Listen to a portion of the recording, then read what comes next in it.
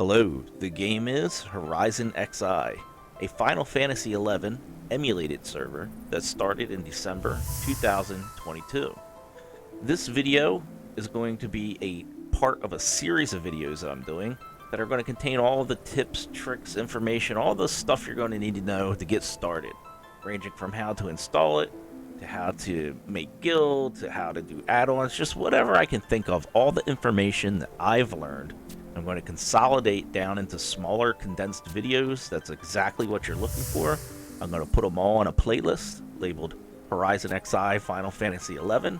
So look for those videos in there. If you like my longer format videos, I already have a 2-hour long one uploaded that covers a lot of topics with timestamps like I normally do. As always, if you find this video helpful, please be sure to share it with your friends, pass it on, pass it around. That helps. Give it a thumbs up, subscribe to my channel. If you're not a subscriber, I'd love to have you on my channel. And let's get on with the video.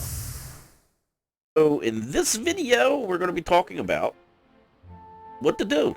You got the game installed. You watched my last video. You didn't have any problems. You hit OK on everything.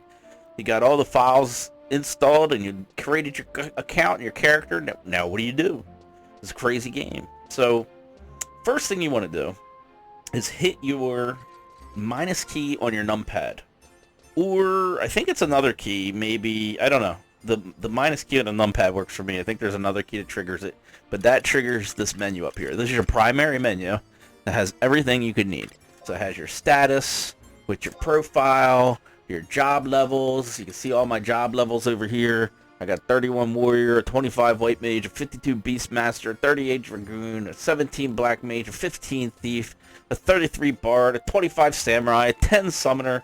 I don't know what I'm doing. I'm all over the place. But that's because I don't really know the game and I'm playing a lot of different stuff.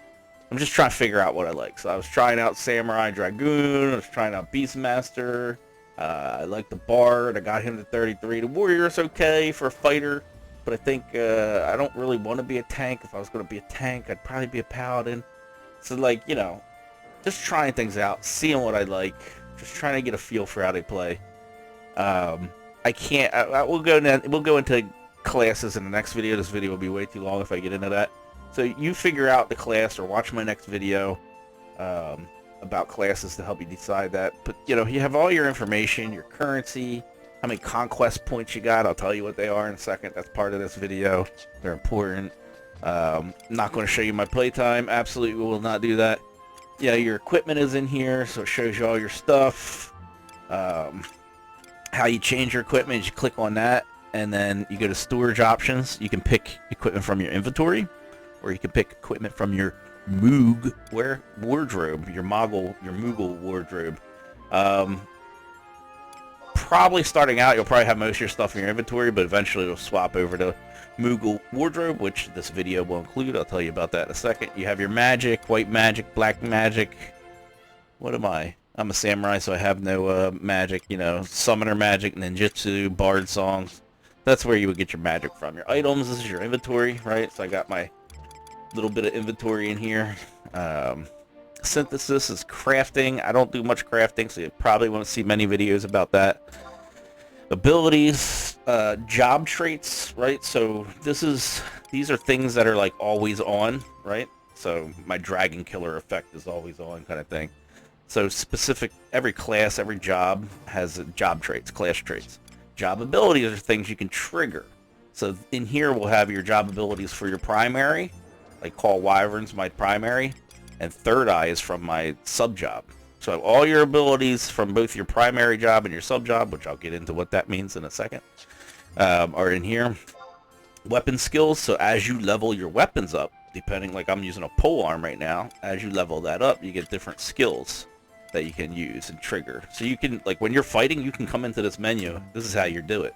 Like if you're on a controller, you can create macros. So if I hit control, you'll see I got my Third Eye macro set up, my thrust, my jump macros, just so I don't have to go through the menus to access them. Party features, this is how you trade with NPCs and other players. Search kind of will let you search through the area, so you can search your current area. You can search all areas to see how many people are on. There's 3,240 people on right now. If you wanted to see who was looking for a group, you type search, SEA, in for people that are looking for an invite. And I think all, maybe. Oops, I gotta close the window. Can't use that command. So there's 217 people right now looking for group in the whole game. If you click on them, they probably have messages. That guy doesn't have a message. Bad on him. There you go. See down there? Level 25 Beastmaster. Level 12 White Mage. He's fisherman. Is Japanese, what they call poolers. So he's willing to pool / warrior. So he'll take a warrior sub job. Bromance for you. I think I grouped with him on one of his other jobs. So what he's saying is he's 25 Beastmaster, but he'll sub job warrior so he can pool for you for the group if you invite him. So like people set those little messages up. I'll show you how to do that in this video. I'm talking very fast because I want these to be short, quick, concise videos that you can watch on how to get started. Link shell, when you get a link pearl, so somebody will have to give you one of these, right? And then you can go into link shell and you can equip it, right? So I swap in and out of these. This is my European guild. This is my American guild that split off from this guild. So I was just in this one and this one, then these guys split off, so now I got 3 pearls. You can equip 2 of them, but you can have as many pearls as you want. So you can have access to as many guild chats as you want, but you can only have 2 equipped, and you can only chat in 1. Region info, that's for your conquest stuff. See who's winning. The area, I'll get into that a little bit later. Map is important. Map shows you like the map of, here's my mini map. Same thing. Mini map is just a smaller version of the whole map, but it shows you where you're at. People utilize these coordinates. You can barely see it up here, but H3, it's like battleship, right? So if somebody says, so right now I'd say I'm in I6, right? Or you could do this. You could type pause, right, when you're chatting to somebody, and it'll come out with the coordinate that you're in. So that's how people, so they'll be like, where are you guys at? Oh, I'm in Lower Juneau camping this monster at, you know, whatever that is, H6 or something like that. There's no monsters in Juneau. This is the Juneau, by the way, is the main town. There's 3 starting towns, and then this is like the center town in the middle of the world that the higher levels come to. So depending on what town you choose, and I'm not going to get into starter towns, that'll probably be a different video because there's a lot of different information there, but basically I would say your starter town should be based on your race. So look up the wiki, see which race your town suggests. If you do a certain race combo, that's probably bad information, so I'm not going to say that. It used to be if you had a certain race combo, you would get this ring, which is a decent ring. You'll wear it for a while. So I'm human, and Bastock is my town, so I get a HP 3, 1 Dex, 1 Vit. Doesn't seem like a lot, but, you know, stats are pretty tough to come by in the game for a long time. So every little stat matters and helps. But I think they changed that so you can be any race city combo you want. And I think, and you'll have to look this up because I don't know this, so double check in like the Discord if this is a concern for you. But I think they changed it so that you now have to do the ranks, and when you do like rank 1, you complete it, you get the ring. So that means you can be any race and just rank up, and you can get that city's ring. And I think you can go to other cities and rank up eventually, get all the rings if you want. Anyway, I'm going to go into my Mog House. So if you see here on the map, residential area shows you the Mog House. This shows you going to other zones, Rollenberry Fields, Chocobo Stables. By the way, you can ride a Chocobo in this game. It costs you anywhere from like 100 to 1,000 gil. Pretty expensive when you're starting out. But you don't get access to this until you're level 20 and you come to Juneau. You walk your butt all the way to Juneau, and then you can do the Chocobo quest, which is very easy. I would suggest doing that around level 20, maybe 30, depending. But Mog House is a big part of the residential area, so I'm going to go in here, kind of just show you around a little bit. Oh, I didn't even get through the rest of the menu. Hopefully I don't black screen. So let's finish the menu. Sorry. While we're in the Mog House. So Mog House, where map was, is now Mog House. You got your missions that'll show you your quests. So Nation mission. Currently I have no missions. I've completed a whole bunch of stuff for my ranks. but I don't have anything active right now, and you can just kind of scroll over and look. Oh, there's Chains of Promethea, so I do have that. Okay, and I completed some already. Anyway, I look at that. People have been talking about that, and I don't know what it is. I'm a new player, by the way. So that's really... Oh, what's this add-ons? I've never seen that. I don't know what that is. So missions, quests are like little dumb quests. Missions are like help with your city ranks. And these little quests are just like, get me this thing, or, you know, bring me that little thing. And when you complete it, it just lists it here. So like this Gobby Bag Part 3 increases your inventory. So I did 1 and 2. Chocobo on the Loose. Is that part of the Chocobo quest? I think that might be part of when you get your Chocobo license, that's the next step to continue on. So that's where you can track your quests. Key items, I had no idea what this was. I didn't know what anything meant. Like when you look at the wiki, sometimes there's a key symbol next to items when you're looking at quests. That means it's a key item it gives you. Key items are intangible items like flags. They're not in your inventory. They're in this area called key items. Temporary means like it's part of a quest. It's going to go away. Like I have an old ring for some quest. Like I forget what it's for, but I have it. I have Tammy's note for some quest. Right? Permanent are things like your airship passes. Your Chocobo license should be in here, right? So at level 20, I came and got my Chocobo. Like, these are permanent, like, achievements, non-tangible things that you have. Silver Bell. That was part of a quest. I don't know why I would still need that, but yeah, so that's what key items are. Just, you know, that confused me when I was doing quests. It's like, you need to get a key item. I was like, how do I get a key item? View House, Bazaar is so you can sell things on your character. You can take items in your inventory and then put a price on them, and then when people inspect you, they can actually buy it from your character, like you're an auction house. Macros are going to be where you keep your macro sets. So I have one for Warrior, Thief, White Mage, Bard, Beast, White Mage, Beast, Thief, Dragoon, Black Mage, Samurai, right? So like, and then you can go in them, confirm. And then in here, you have your control row, you have your alt row. I think if you hit shift, is it control? Yeah, control up and down can give you different rows. So row 4, I'm sorry, set 2, set 3, set 4, set 5, set 6, set 7, set 8, 9, 9, 10. So yeah, there's 10 rows of macros with 10 keys for each control and all. I find that I don't ever need that many, but I'm sure some people do some crazy stuff. So you can just go in here, for example, and name it, and then type in the command line. So weapon skill double thrust to a target, to whatever I'm targeting is what that says. Job ability, JA, third eye, to me. I'm not going to go into macros. Maybe that'll be a whole nother video. That's too long. This video is already going to be long going through all this stuff. So anyway, you got a lot in here, and then you have even more books, right? So you got 40 books with 10 lines in each, with 20 buttons in each line, so plenty of macro space. Equipment set is so you can you can swap equipments real fast. Also, like, you can use these for visual sets. Like I got a snowman set, like a Christmas set, and if I type a command line, I can just look like something else. Not going to get into that here. Config, this is a key part, so I'm going to go through some of these in a little bit more detail because you're starting a game. You really don't know. The game probably looks wonky to you. You probably got, what is it, miscellaneous? Config, is it a gameplay? Well, anyway, so we'll go through them.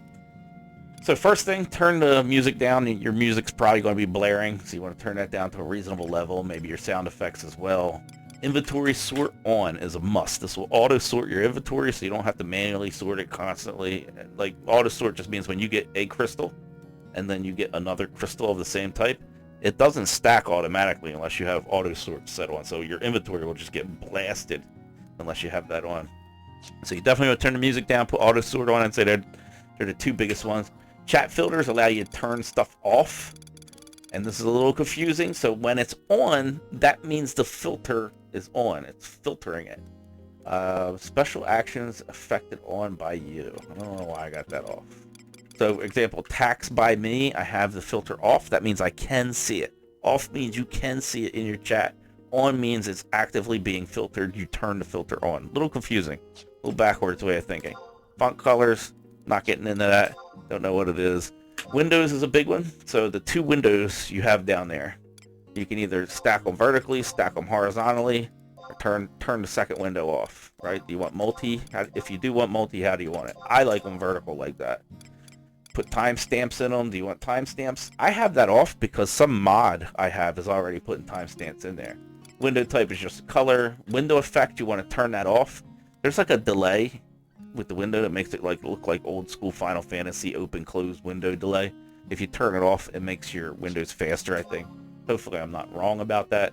Keep in mind, I'm a new player. I'm trying to share my experiences with you. Hopefully I'm not giving you misinformation on anything. If I do, you know, just let me know in the comments. Be polite about it. I'm not trying to mislead anybody. I don't know what any of this stuff is. Oh, yeah, no, I do. So minimum lines displayed. So see how this one's bigger than this one? That's because I got 10 lines. And you can, if you don't want it that high, that's how you control the height. Like how high do you want your window at a maximum to be? I like to just try to even them out. Maximum lines to display. 4. So when it, see how it shrinks down over time? It'll always show 4 is what that is. Window width controls how wide you want the window, right? So you can adjust each window how wide you want it. And then resize time, how long does it take to shrink down? See how it kind of, like, wait a second, window 1 should go down. Boop, see it go down? Okay. That's the delay for that. So that's your window settings. And then window 2 has the same settings, right? Do you want the reactive window sizing on or off, and then all your various sizes. So very good, a great way of filtering that out. So you can kind of see chat on one side, combat and the other kind of thing. Log. I have no idea what this is. Select items to be displayed in the log. Link show group. Oh, so this is what you want. So chat log. See, I have all these on for window 2, so that's all like the chat stuff is in my window 2. If I go to window 1 in the log, and that's how you tell which window you want things to go to. So if I wanted to swap them, I'd turn all these on, go into the other window, turn all these off, and then they'd be swapped. So that's how you control where goes what. Damage display. Do you want it only in your chat window, or do you want like floating combat numbers? I put both on screen, or you can just do floating combat numbers. It won't be in the chat. I should probably do floating so it doesn't spam my chat. That's probably why I don't see a lot of stuff. Character information. Do you want to show it or hide it? Do you want to be anon or not? I would recommend leaving that on, or else you're going to have a hard time finding groups. Weather effects. What do you got? I don't know what any of that stuff is. You can figure all that out yourself. Clipping plane, I just put it on max. Keyboard size. This is complex here, baby. I have no idea. I sat here tried to figure this out for about an hour or two the first day I started. I ended up settling on compact, which seems to work for me, but this is like basically how your keyboard is. What the keybinds are. There are, like, a normal game has keybinds where you can, alright, I'll just go in there and adjust the keys how I want it. This game you cannot, and it makes it horrible and funky when you're first starting playing and you don't know what does what. So you could choose compact, where, like, if you don't have like a numpad, so you just have a compact keyboard, so it's going to use I, J, K, L as what normally would be the controls on your numpad. Compact 2, new inputs, supports scroll wheel, keyboard, mouse, I don't know, for whatever reason that's what worked best with me. Full is your standard full size with numpads. I didn't like how that was set up. Play around with those. This is an important setting, and I really can't help you other than what feels comfortable with you. And for me, this is one of the most frustrating parts. It's just forced. This is like your hotkeys, basically. Background aspect ratio, and I'll get into the hotkeys. There's a way around that, by the way. Background aspect ratio. This is one a lot of people don't realize when they start. They're like, oh, the game looks. They're like, your character looks fat or skinny. You got to set it manually to your own aspect ratio. Most monitors are 16 by 9 nowadays, so feel free to try that. Key assignments, assign keys. You can do some key assignments, but these weren't, I couldn't understand them. They weren't working out for me very well. You know, you can go in here and kind of assign some things where you wanted. Like I put my auto run on R and my heal on H. That did actually work and keep for me, but I'll show you some other ways of how to get around that. I'm not sure what this stuff is. Miscellaneous 3, weapon effect. Sure. Style lock, area display. Timer display must be display. I don't know what that is. So you're gonna have to figure all that out. Sorry, I can't help you with that. Effects, remove on-screen battle effects. So, like, I guess if you want to filter screen shaking, you do that. I never really felt a need to do that. Mouse and cam, I had to change some of these because they were weird for me, how the mouse was, so I think I changed third person to inverted. I like chase cam. Chase cam lets me, when I move, the camera moves with me. So I use AWD to move forward and turn. And with chase cam, the camera kind of automatically goes with you. Otherwise, to me, the camera just feels really whack. Number pad 5 for me will go first person view and back out. I use that a lot of time when my camera gets kind of out of whack. Like I'll be fighting and it'll just be like this or something. My camera will be all out of whack. And instead of trying to like use my mouse to fix it, I just and just do that to get it kind of back to normal. Like constantly I'm doing that. Anyway, so config global chat language chat filter. I swear I keep putting that off. I don't know why it keeps coming back on. Idle disconnect, set that to off. You don't need it to auto AFK you out unless you want it to. And that's pretty much it for the menu. So everything's in your menu there. And it was a little lengthy to go through all that with you, but I think it's valuable. It added a lot of time to this video, but I think it's very valuable. Now that we're in the Moog house, the Moogle, you can access him by just talking to him. He gives you your storage. This is your safe. This is your this is your house, is your safe, your storage. So your Mog safe, this is where you're going to put like any items that you want to have accessible when you're in the Moogle house. You can also put furniture in here. So like this yellow jar that I have in here, I placed that in my home city Moogle home. It takes up a spot in here, but see where it says STG4? It gives me 4 storage space. So it takes up a spot in here, but it gives me 4 here. So for the price of 1 there, I have 4 here. So I have a total of 79 in here. And this is where I'm dropping a lot of my stuff that I don't need really access to. Like when I come back from a party and I don't have a full stack of crystals to sell, I'll just drop them in here until they build up to a couple stacks. I got plenty of room. I don't have to worry about quest items, chest keys, goofy things I don't really need, dream bells from some quests that I don't want to throw away, but I don't need them. This is perfect for that. This is much needed. I would highly advise as soon as you get like 10 or 20,000 gil that you don't need for weapons or spells to go out and buy some of those. Look it up on the wiki. Buy some of them. They're like 500-600 gil each. You can buy them off the auction house for maybe 800-900. People resell them. Pop them down. They're going to give you some extra storage. Much needed storage. Highly advise that. I'm probably going to do a video just on storage space, calling them out. So that's your safe. That's your storage based on furniture. Storage is based on furniture, what you have. And then you have your... Everything else is disabled except for wardrobe.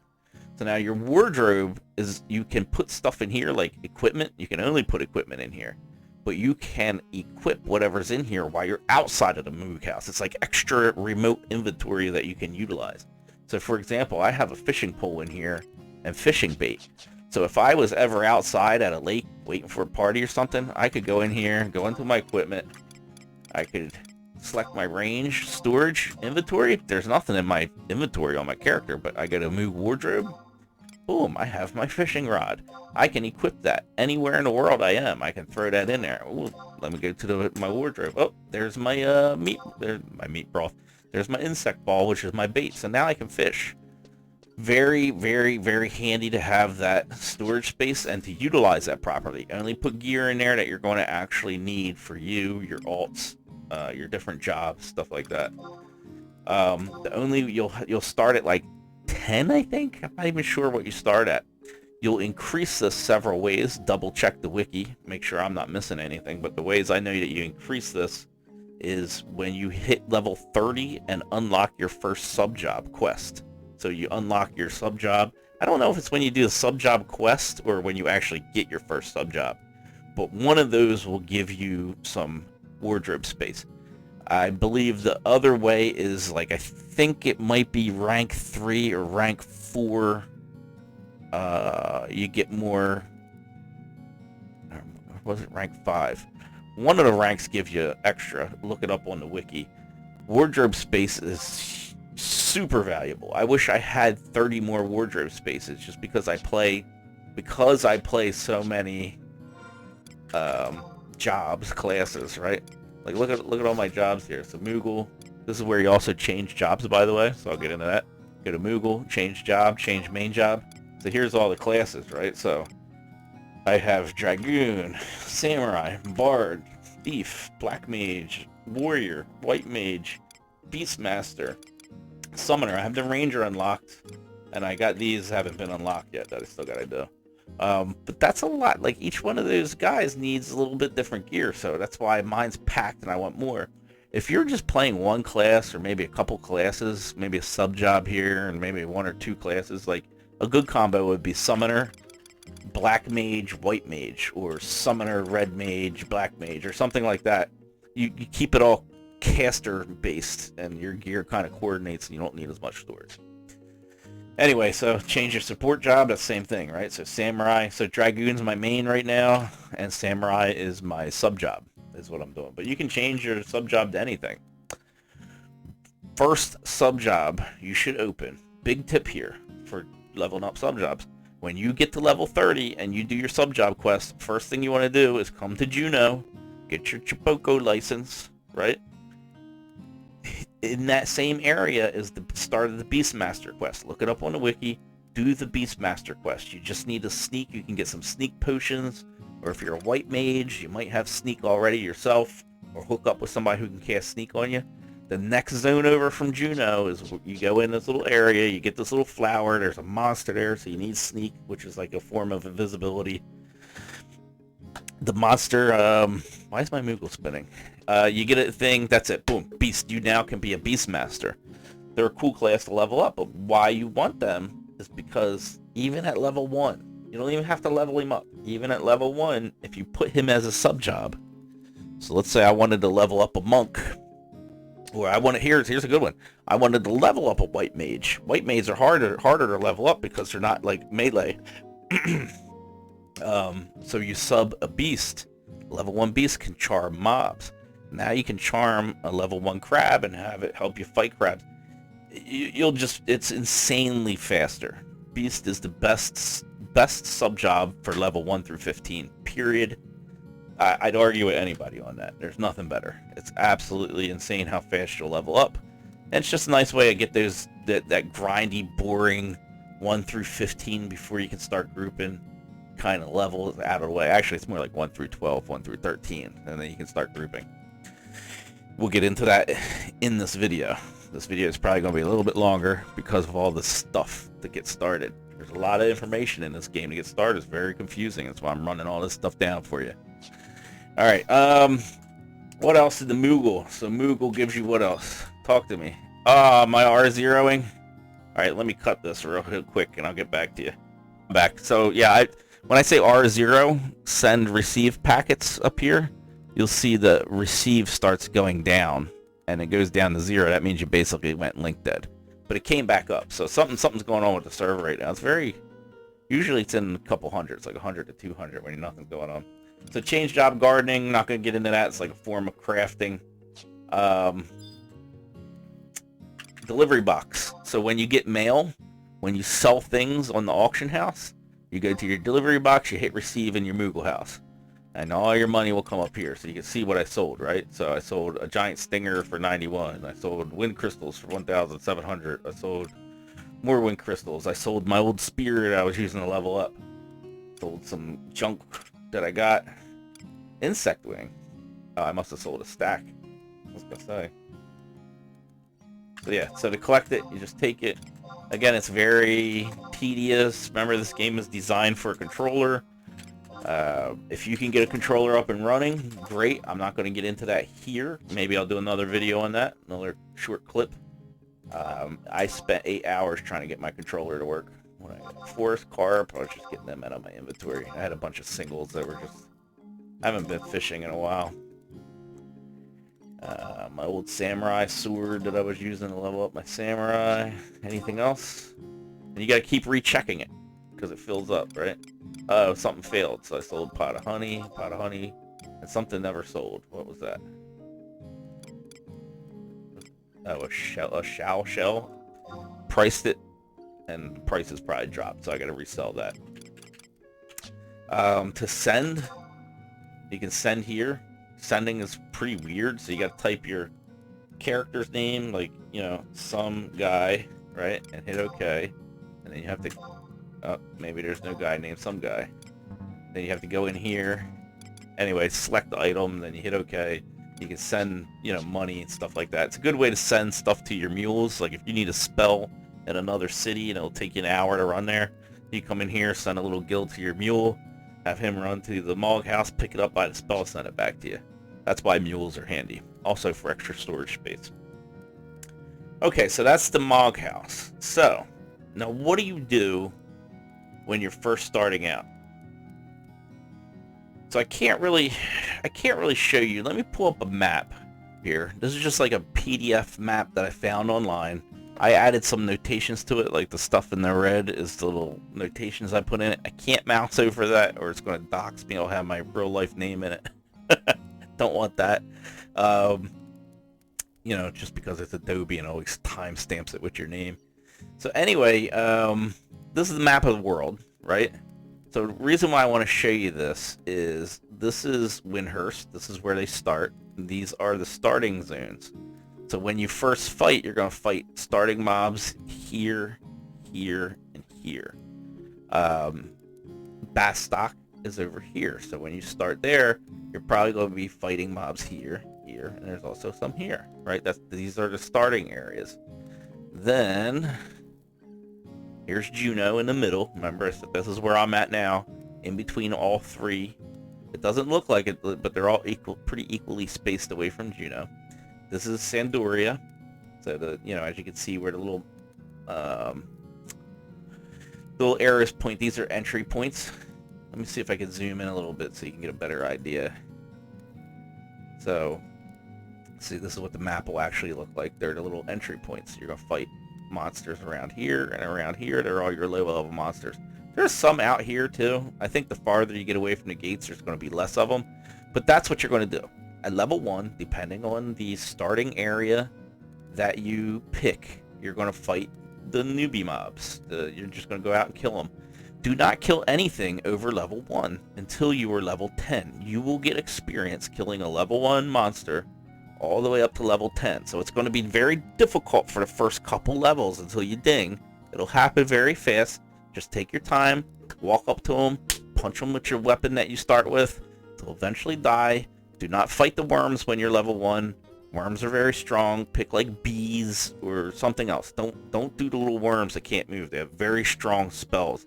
Matter of fact, I wouldn't recommend touching them until you're like level 5 or 6, where you can just almost one-shot them when you start out. But like Bastock, I leveled right around here when I started. Actually, over here is probably better. Has more mob density, in my opinion.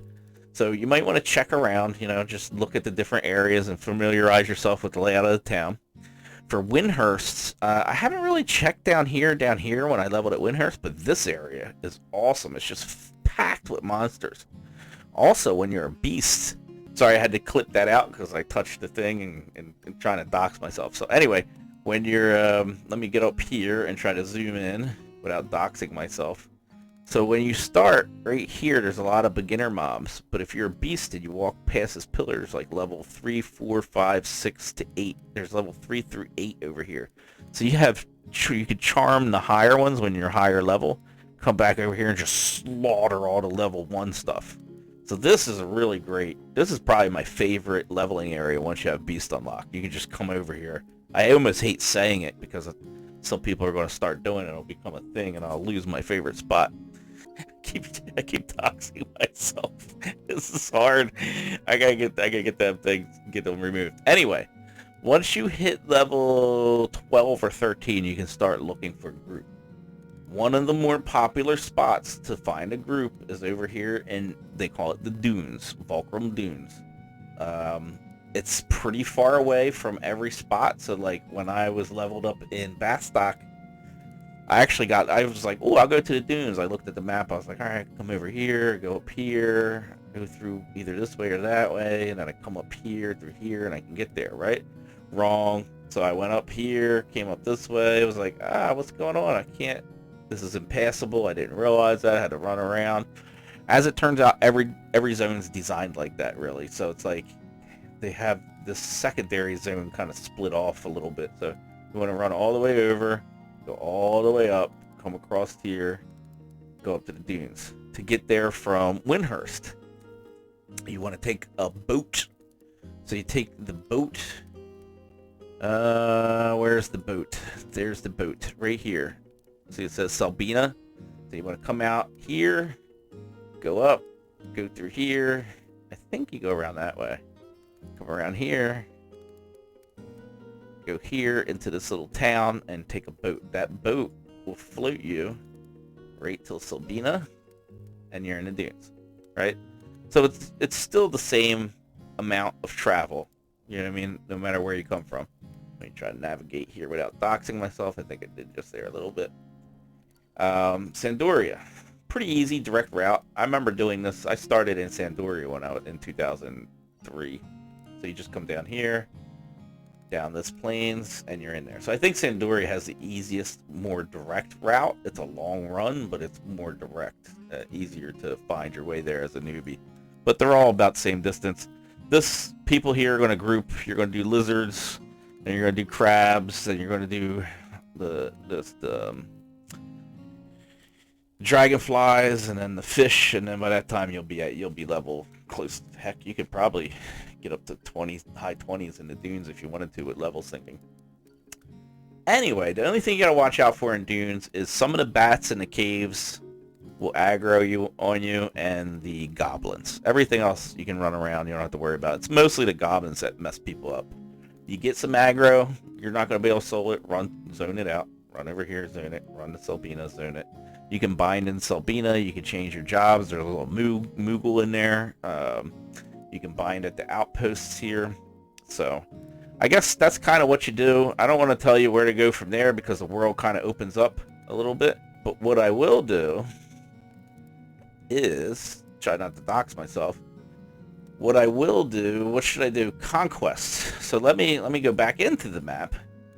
So the guards in your cities will give you a signet. It'll last for a short amount of time. For every rank you have, I think it lasts for 1 hour longer. So it's kind of important to do your home city's ranks. Get up to like rank 2 or 3 as soon as possible, right? As soon as you can, because that's going to make your signet last longer. When you have signet on, you get conquest points every time you kill a monster, depending on the amount of experience. Talk to the guard. He will give you outpost quests. At first, you just want to take your very first outpost, right? So it'll be like Saruta Baruta outpost. So this whole area is considered like Saruta Baruta, but the outpost is right here. So you take it, you talk to anybody, and then you can warp here from inside the city if you wanted to, and you can warp from there back to the city if you want to. So each area has outposts. Like, so for the Dunes, you see this little outpost is here. Dunes is called Zulkim, so it'll be supply mission Zulkim to unlock that. You have to get the mission from the guard. He gives you a key item, outpost supplies. You take it to the zone and you talk to any guard in the zone, and the outpost is unlocked. You can only unlock the outpost when the guard's offering you the quest. The guard will only offer you the quest when your faction, your city, has won that area by fighting in it the most with the signet on and getting the most conquest points. Every week it retallies, recalculates, and things change around. So every Sunday, starting Sunday 10 a.m. Eastern Standard Time, you can go back to your city, talk to the guard. He might have different outposts that you can unlock. Just keep that in mind. You eventually want to unlock all the outposts. White mages can warp you around. You'll probably need that when you get started because you won't have all the outpost warps unlocked. So as you can see over here, see it says Craig of MEA, Mia. So a white mage can warp you to there. So you'll be like, teleport Craig of Mia. Usually costs 500 gil. You might be able to do it for 3, 4, you know, whatever you offer. This one is Dem, right here, this little white one. And then this one over here is Craig of Hala. So there are the three little shortcuts right here, right here, that can get you closer to the city, get you closer to the leveling zones. You'll probably utilize them for a while until you get the outpost warps unlocked. Once you get these outpost warps all over the world unlocked, you'll be using them more than you'll be teleporting, and then you'll fill in with teleports. There's also other teleports, but I'm not going to get into that. Okay. Conquest points, outpost warps, check. Teleports, check. Leveling up.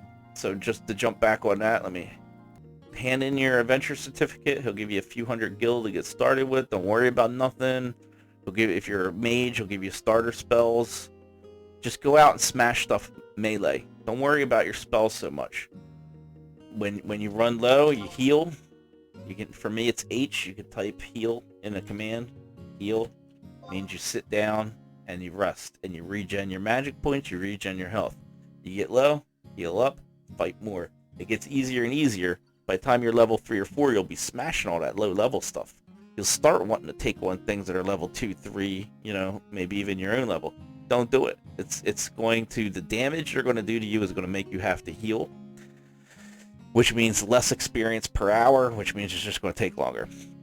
Your best bet is just smash level 1s until you hit level 10. When you are level 10, level 1s will no longer give experience. At that point, you can move further down the newbie area and look for level 2s.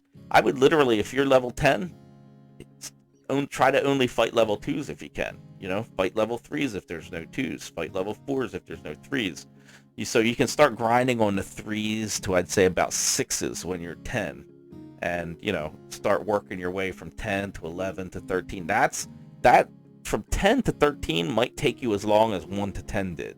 Just because it's, you know, now you're working on mobs that hit a little harder, stuff like that. You should also, you'll be getting drops from these monsters that you're soloing.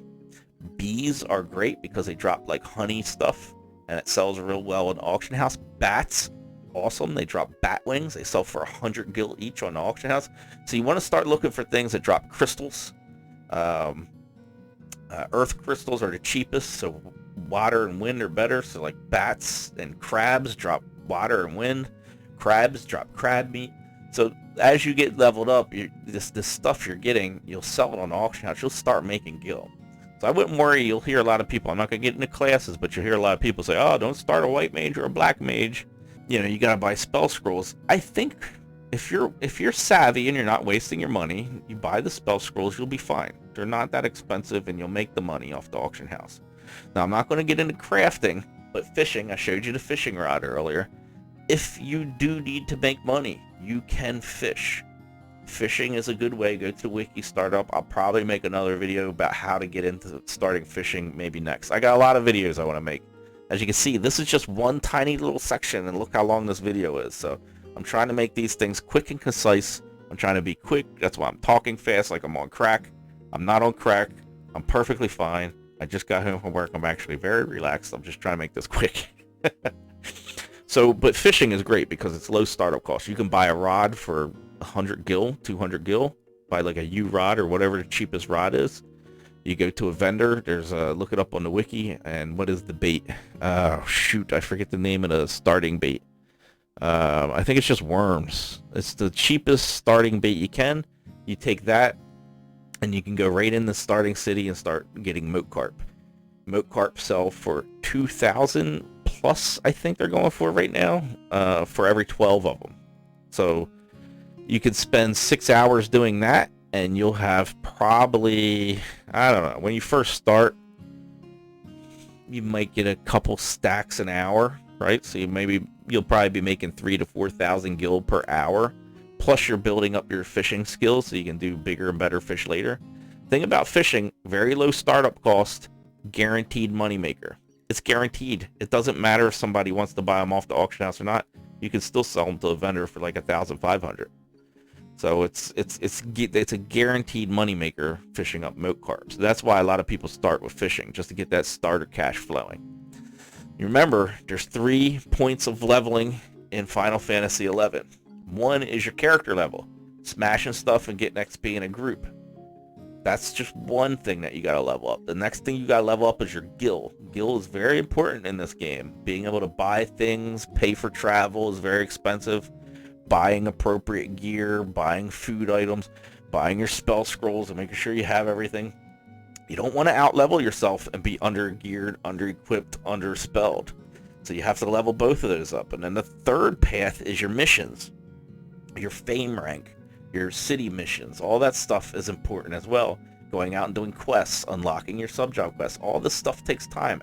Outpost warps, all your questing stuff that you have to do takes almost as much as time. Like, leveling's the fast part. You'll shoot through levels in a day, and then you'll hit a roadblock, either gil or questing. And then you need to spend some time making some gil. Then you need to spend some time doing some questing, and then you need to spend some time leveling up your sub-jobs. It's not as linear as most MMOs where you just boom, boom, boom, I'm just leveling up, I'm just trying to get to 50 to get to the end game. It's not like that. There's 3 paths. Levels, gil, I say questing, missions, whatever you want to call it, all the other stuff. So don't neglect any one of those, and don't feel like they're blocking you or gatekeeping you, because they're not. It's just part of the game. It's the way it is. Let me exit, see if I black screen. So they were having errors. Sometimes you get hung right there where it says downloading data and you don't come through. They had it fixed for a while, and then they did a patch, and then people started black screening again. Overall, the server is very stable. It's very great. There's no queues. You can always get right on. In the beginning, there were some problems with that, in case you heard about that. Server is super stable right now. It's very, very well done. So that's it for the video. I got a lot of editing to do in the map part, so I don't dox myself, but I hope you appreciate it. If you did, like the video, pass it around word of mouth, share it in Discord to other people, share it to your friends. If you're not a subscriber, please feel free to subscribe. I make videos on the stuff that I play. I try to make videos that give people value, right? There's value to the information. I think I'm pretty good at gathering information and then explaining it out in an easy to understand, relatable way. I think that's my niche. That's kind of what I do. Most of my videos are long. This is a longer version, but this is short. I'm cutting it off. I could sit here for 3 hours going on and on and on about this game. I could do an 8-hour video if I wanted to right now with all the beginner knowledge that I've acquired in the last couple months. Let me just show you real quick.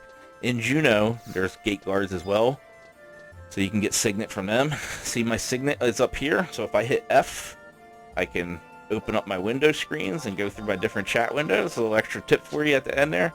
If I hit F again, you can see your buffs. So I only have 30 minutes left, so I talk to him just like you would at your home city. Would you cast signet on me? It's free. It doesn't cost you anything. I'm rank 7, I think, in my mission, so I get 7 hour, which is really nice. So I only got to do it I come in, I do it once a day, and I don't got to worry about it again. You can spend your conquest points on items,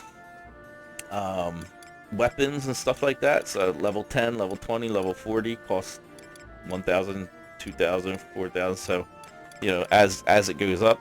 Common items in here.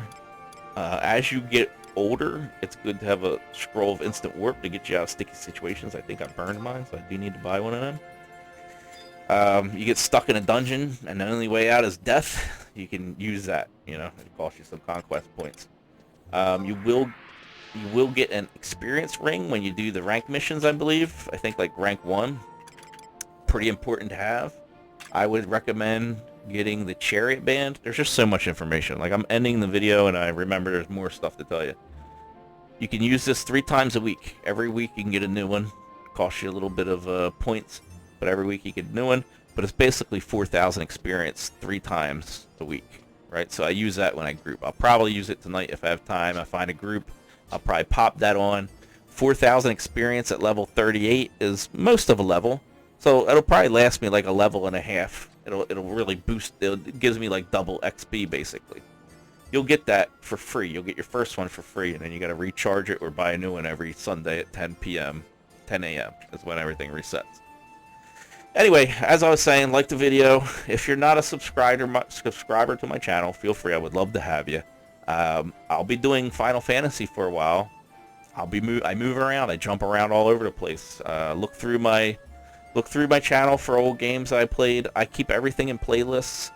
You'll see the rest of these videos that I'm going to make in my Horizons playlist. So I'm going to keep making short versions. Normally my format is, like if you go into Darkness Falls, you'll see there's a 6-hour Darkness Falls video that just covers one specific mod on Darkness Falls with some extra little information. One mod on a game covered every detail I absolutely knew about that thing. Took 6 hours to do it. That's my normal format. My normal format, I throw everything into one video. I timestamp the heck out of it, and I let people just chew through it. They can go from front to back if they want, or they can jump around to what they're looking for, and they can bookmark it and use it as a reference. Trying something a little different here. People seem to want shorter videos. I'm trying that. We'll see how it works out. YouTube is pushing short video algorithms, so just trying to give people what they want. We'll see how it works out. Hope you like this video. I'll see you in the next one, and the next one, and the next one, and the next one.